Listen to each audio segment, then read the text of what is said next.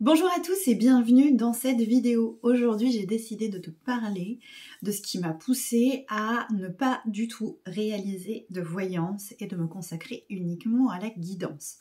Alors déjà pour commencer, je me permets de te rappeler qu'il y a déjà une vidéo consacrée à la guidance dans mes prestations, dans la chaîne, donc n'hésite pas à aller la consulter en parallèle.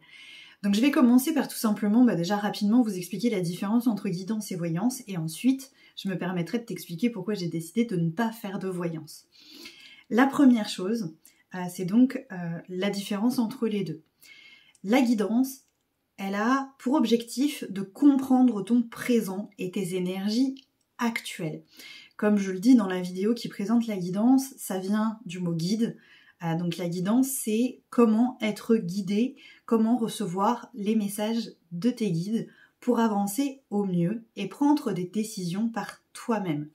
La voyance, du coup, à contrario, c'est vraiment t'indiquer ce que l'avenir te réserve, donc réaliser ce que l'on appelle des prédictions.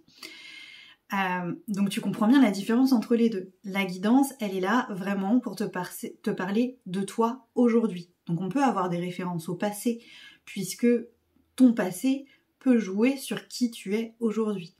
Par contre, la voyance ne va s'intéresser qu'au futur.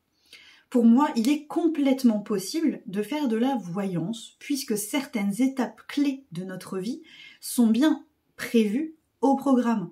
Certaines rencontres, certaines situations sont des mises en scène bien organisées par celui que j'appelle moi personnellement Papa le ciel, mais tu utilises les mots qui te correspondent en fonction de tes croyances.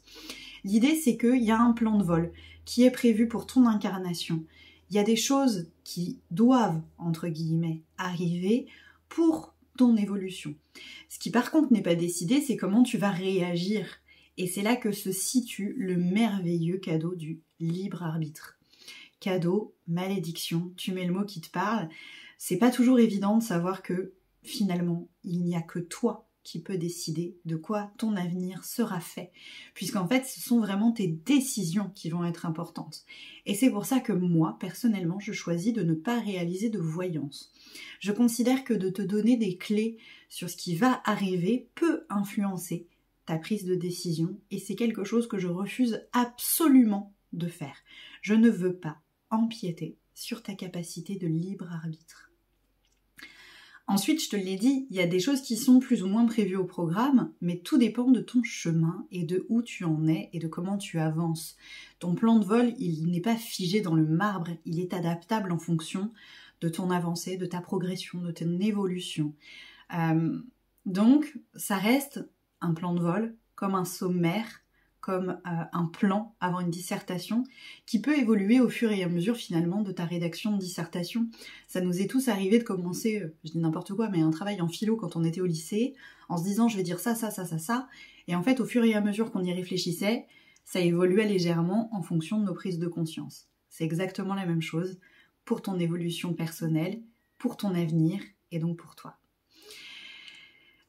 Tu l'as compris, je respecte du coup énormément le libre arbitre et je ne tiens pas à l'influencer.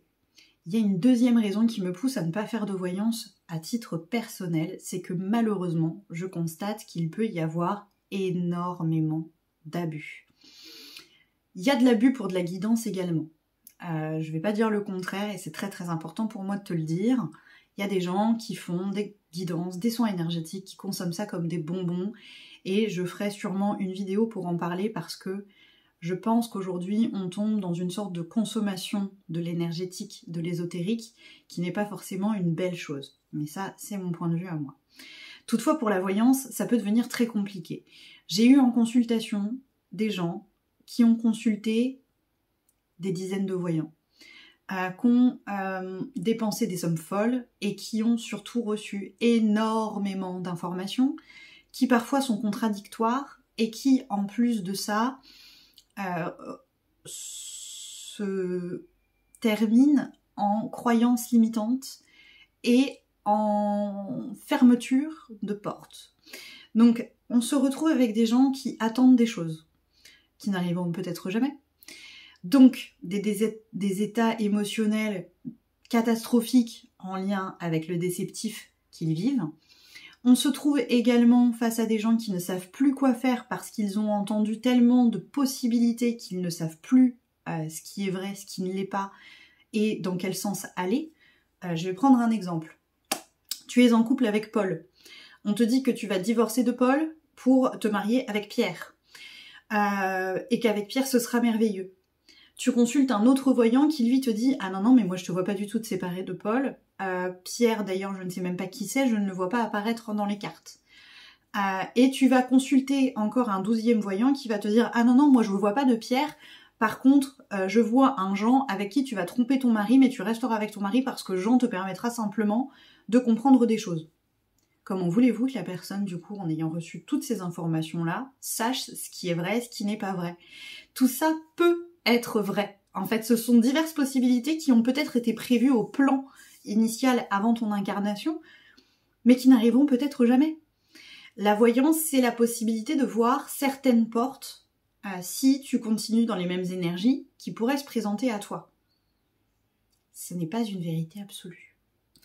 Et malheureusement, la plupart des consultants de voyance, pas tout le monde, attention, je ne mets pas tout le monde dans le même sac, merci de nuancer mes propos, mais il arrive que certains consultants de voyance voient les propos annoncés au cours d'une voyance comme une vérité absolue, absolument incontestable.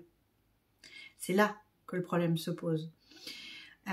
En fait, dans l'absolu, je ne vois aucun mal à réaliser de la voyance. Par contre, ça incite, comprend qu'il y a un parfait accompagnement de notre consultant. Et il doit y avoir de la part du consultant également une certaine distance de prise par rapport aux propos de la personne qu'elle consulte, etc., etc. Donc c'est très très compliqué le domaine de la voyance. C'est un domaine qui peut être potentiellement dangereux et c'est pour ça qu'aujourd'hui je préfère ne pas en proposer. J'espère que ça te permettra de mieux comprendre pourquoi il n'y a pas de voyance chez moi et quelle est la différence entre de la guidance et de la voyance. Merci d'avoir regardé cette vidéo et à tout bientôt.